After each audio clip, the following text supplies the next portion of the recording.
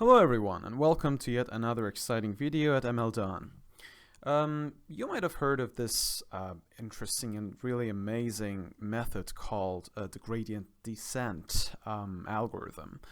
And you might have heard that it's actually a very common technique, especially for training neural networks in the realm of machine learning. So I decided to make a video on what gradient descent means. And because I don't want to really talk about too much detail and go into too much detail in just one video, I decided to sort of divide this into two parts.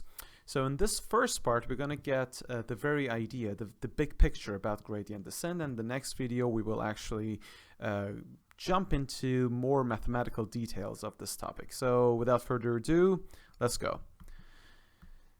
So we have this simple neural network, right? So if you think about it, we have one-dimensional data, which is here, x1, and we have a bias unit that is always equal to 1, yes? And if you think about it, in a neural network, the weights corresponding to each one of our inputs, here we've got them as W0 and W1, you will linearly combine these weights and these inputs, and that constitutes Z.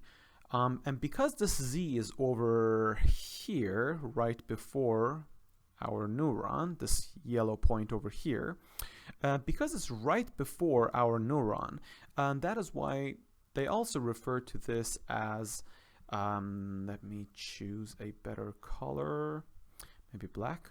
They also refer to this Z as the pre-activation. Right?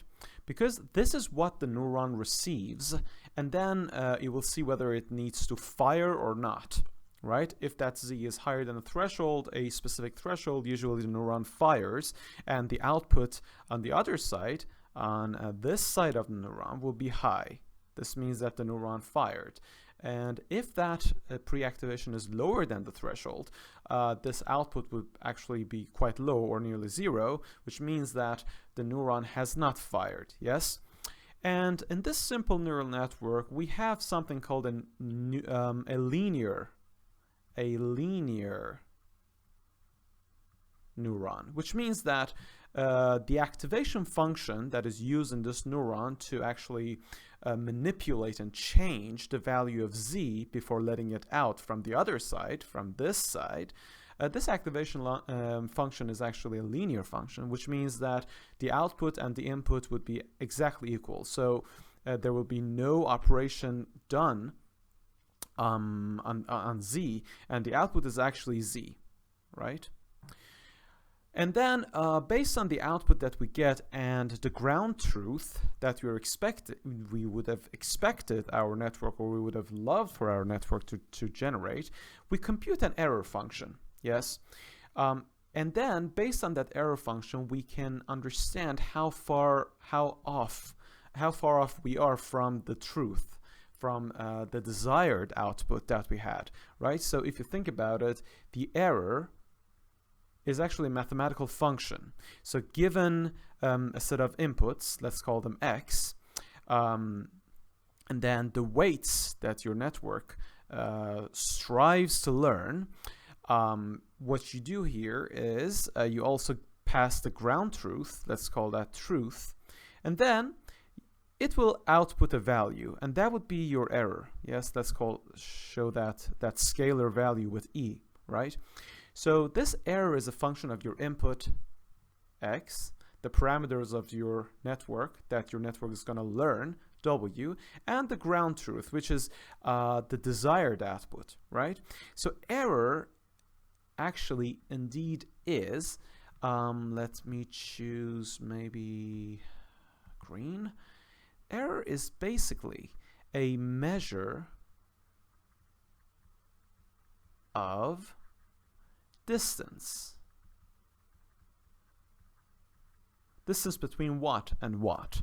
The distance between the output of your network, which people tend to show that with y hat being a symbol of estimation, and the desired output, which is your y, So that's the distance, a way of measuring this distance, as in how far are we from what we would have loved for our network to generate. Yes? And then based on this distance, you would use this, this magical algorithm called the backpropagation and gradient descent to actually update the parameters of your network W0 and W1, and then the next input goes in, and then again you generate an output, and then using your error function you measure the error again, and then again using backpropagation and gradient descent you will update the parameters. This loop keeps going and going and going until your W0 and W1 have been modified just enough so that the output of your network is nearly the same as the desired output of your network. Yes, and that is when you'd say that, okay, the network has been successfully trained. Yeah, so the thing that we're going to talk about in this video is the rule by which these weights, these parameters, should change, and that rule, my friend, is called the gradient descent rule. Yes, so the gradient descent rule. Yes, let's call it learning rule. Yeah, this simply means how should I change my, say, W0 to a new W, to a new W0. Let's call this W0 old. Let's call the other one W0 new.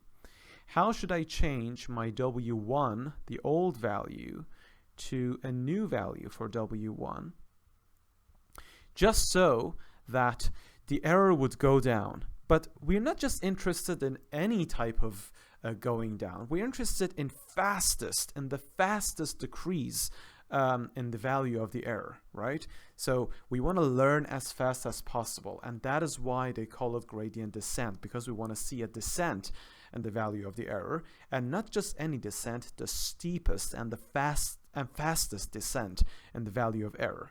So the way to change these, the way to change our parameters, that rule is called the gradient descent rule that we're going to unwrap a little bit here.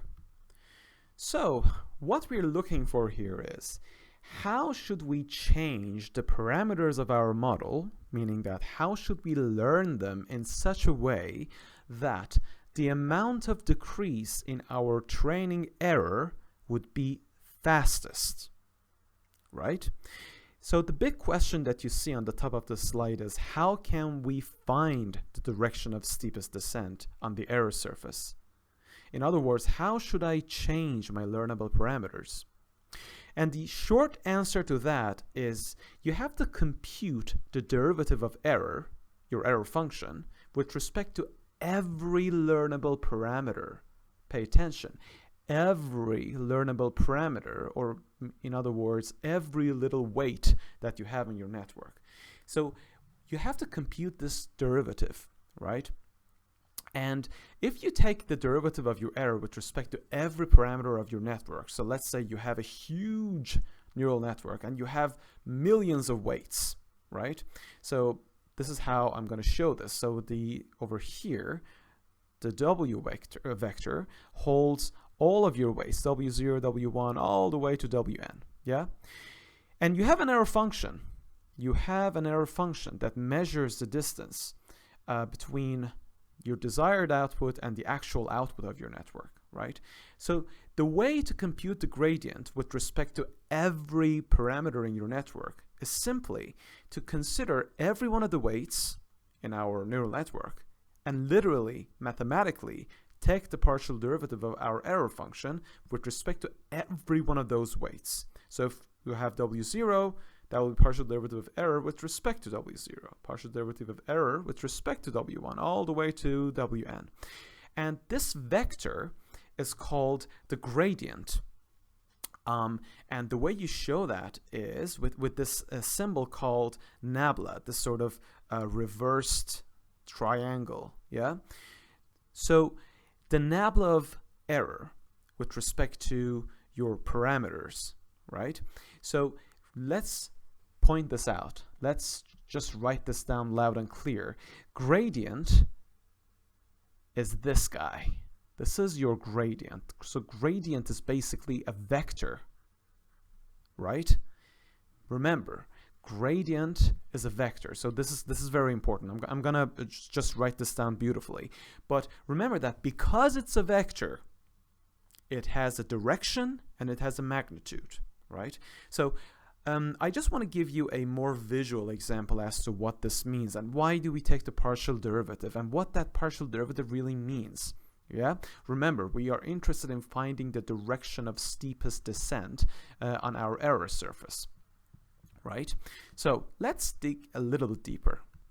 So let's see an example. Let's say we have this funny error function, right? Our error function, let's call that e. Let's say it's equal to w squared. Okay. Now this has no neural network intuition behind it. Okay, but it's just a good way to show you why we're interested in this idea of taking the partial derivative of our error function with respect to our parameter to learn how should we change that w to have the steepest descent in the value of our error, right?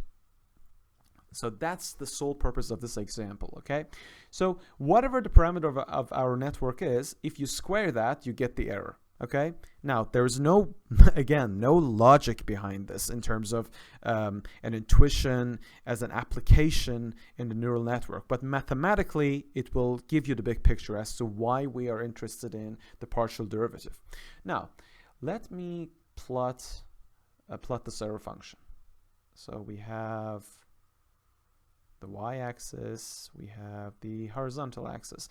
So we have error over here. So this shows you the error, the value of error, and this shows you the value of your parameter. Now, if you plot this e equals w squared, what you get here is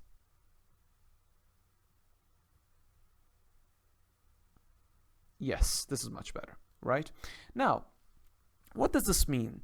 It means that if the value for my weight is 3, let's say this is 3, it means the corresponding error for that value of weight would be 3 squared, which is 9, yeah? And if it's minus 3, again, the corresponding error with respect to that particular weight is 9, right? Because minus 3 squared is 9. Right. Now, here's my question. Pay attention. How should I change? Let's say our w is 3 now, right? Let's say this is where we are. And with this particular value of our w, 3, we have error equals 9. Now the question is, how should I change my w so that I would have the steepest or the fastest decrease in our error, right? Let's get rid of that word steepest for a second. Let's just say, how should I change my w just to decrease the error? Let's just ignore the steepest, the word steepest decrease in error, okay? How should I change that? Now, in order to do that, you would be interested in seeing the slope of the tangent line at this point on your graph. That's what you'd be interested in seeing. So there you go. That's the tangent line. And the slope of this tangent line, remember, at point w equals 3 is a positive value, isn't it? So it has a positive slope, and the value of that slope, the higher that value is, it means the slope is higher, right? So in other words, the gradient, or the partial derivative of your error with respect to your w, yeah? In other words, that equals your slope, the slope of the tangent line.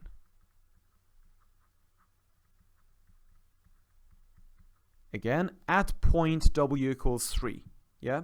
So the higher that slope is. It means that if I change my w, if I increase my w just a little bit, it means I would have a higher change in my error function. Remember, because this means that the idea of slope is this.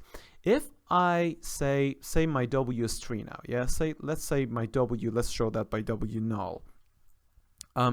If w naught is 3, the question is, if I were to say I'm going to increase w null by just a little bit, let's show that with an epsilon, just a little bit, then the question is, the original error, let's show that with E0, it will change into a new value for the error, right? A new, let's show that with E1. The question is, the change in my error, which means that error 1 minus error 0, divided by the change in my w, which is, well, this one is basically 3 plus epsilon. So if I say w, so 3 plus epsilon minus 3 would be your epsilon. Yeah? This is the same idea as the partial derivative of error with respect to your w. And this, again, is the same idea as the slope of the tangent line at, pay attention, w0 equals 3. Yeah? So that is the idea. So that is why we're interested in the partial derivative of the error with respect to the parameter, because it just shows us what the rate of change, or what the rate of change of your error is with respect to the parameter of your interest. Right? So that would give you an idea as to how you should change everything. Now, let's be more mathematical here. Right. So if I actually compute this, right, if I say the partial derivative of error with respect to our w, right? So what would this be equal to? So that would be the partial derivative of w squared divided by w. And that would be 2 w's. Yeah? So if my w is 3, and if my w is minus 3, right? These 2 points that we just talked about. Then the slope, or the partial derivative of error with respect to my w, would be 2 multiplied by 3, which is 6. And over here, the slope, or the partial derivative of the error with respect to w at w equals minus 3, would be 2 multiplied by minus 3, which is minus 6. Now, what does this mean? In here, the slope is positive, and here the slope is negative. What does this mean? It means over here, let's consider the first case, yes, over here, yeah, which is over here. We are here. Take a look at this tangent line. It means that we have a positive slope. It means that if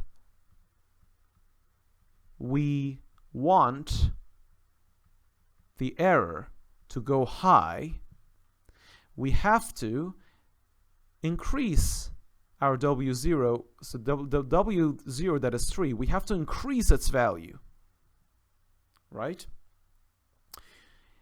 And in the second case, where the slope is negative, which is over here, so this is the tangent line over here, yes?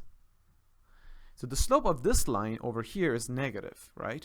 So then it means that if, again, we want the error to go high, yeah, you heard me right, if we want it to get high, then it means that we have to, the current value is minus 3 for w0, then it means that because it's negative, it means that we have to decrease the value of w0 because the slope is negative, right? So that is why they say that you have the gradient, or the partial derivative of the error with respect to your parameter, or the slope, shows you the direction of ascent or increase in your error function. Okay, wherever you are, whatever your parameter is, that's the direction that it shows. So in other words, it means that, for example, in the case of, let me just choose a more discernible color. It means that when W0 is 3, if I want to increase error, I have to increase W, right? So it means that the direction of the gradient is something along this line. That's the direction of our gradient vector. Remember, gradient is a vector, right? And if I'm at -3 and I want to increase the error, it means I have to decrease my W, so, right? So decrease would be this direction. Remember, this guy over here is the partial derivative error with respect to our W at W equals -3, and this guy over here is a partial derivative error with respect to your W when W is +3. Over here, that value is 6. Over here, that value is -6. End of story, right? So here's my question for you. What happens if we always want to decrease our error, which is what we are interested in, isn't it? Yeah. So humor me on this for a second. Let me just well, let's just get rid of this part. I think this part is quite well explained. We can just get rid of it. So as you notice, in both cases, the gradient, let me just write this loud and clear here. The gradient is a vector, right? And it has a magnitude and it has a sign. It is, maybe with a different color just to make it more visible, the direction of steepest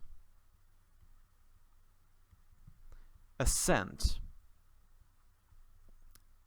on the error surface. Perfect. Yeah. So what if we would like, what if we wanted the error to go down? Meaning that I'm not interested in steepest ascent, but I'm interested on steepest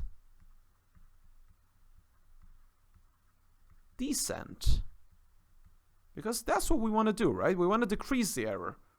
We don't want to just increase it, because it's the opposite of machine learning. It's like machine unlearning. Yeah. So the way to do that is to always negate the gradient vector.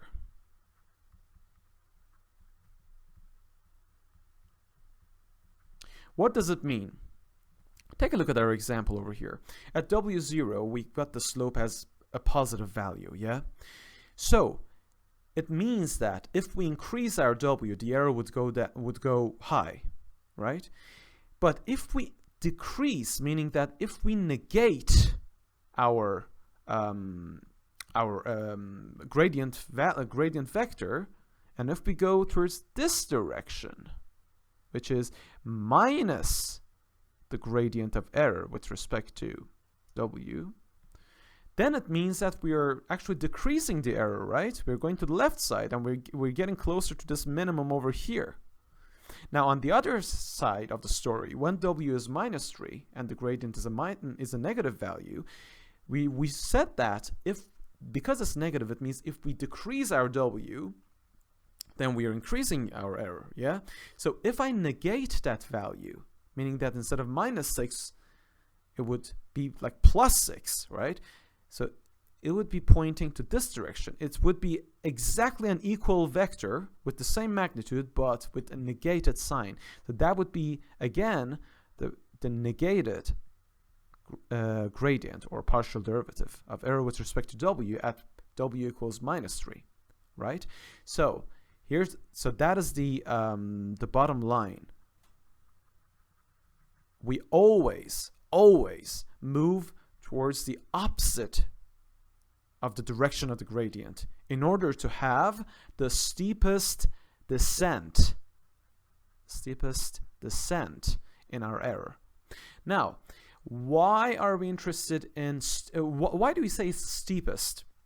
It's actually beyond the scope of our video here, but Khan Academy has a beautiful video with very nice visualizations on as to why it's the steepest. I might make a video on this one as well, but at least that's not the job for today.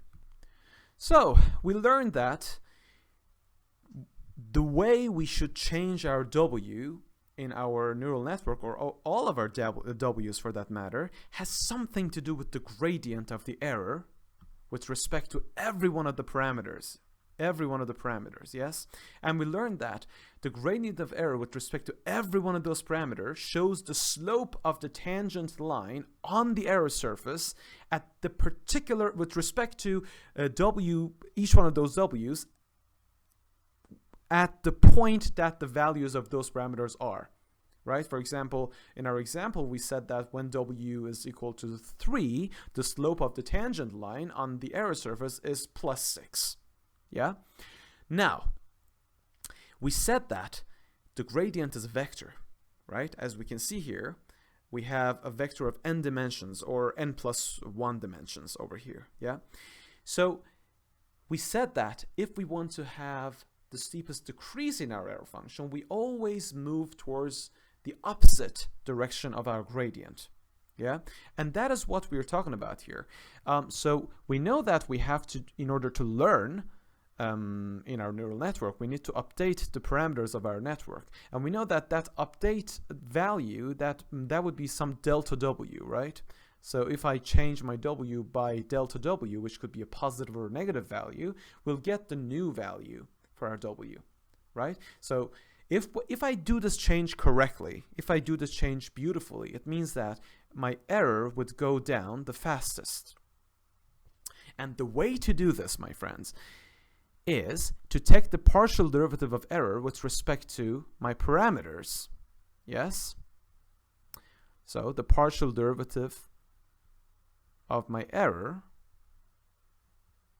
which is a function of all of my weights, with respect to all of my parameters, that's the function that we just showed over here down below.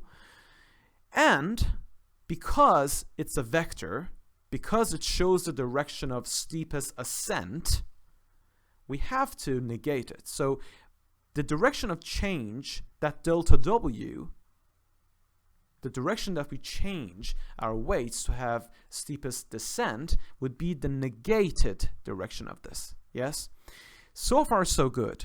But there's one thing that I never mentioned, and it's that, yeah, the sign of the gradient tells us should we increase or decrease of our parameters, so that we would have the steepest decrease in our error function. But I never mentioned anything about the magnitude of this error. For example, in this example that we talked about, on both sides the magnitude is 6.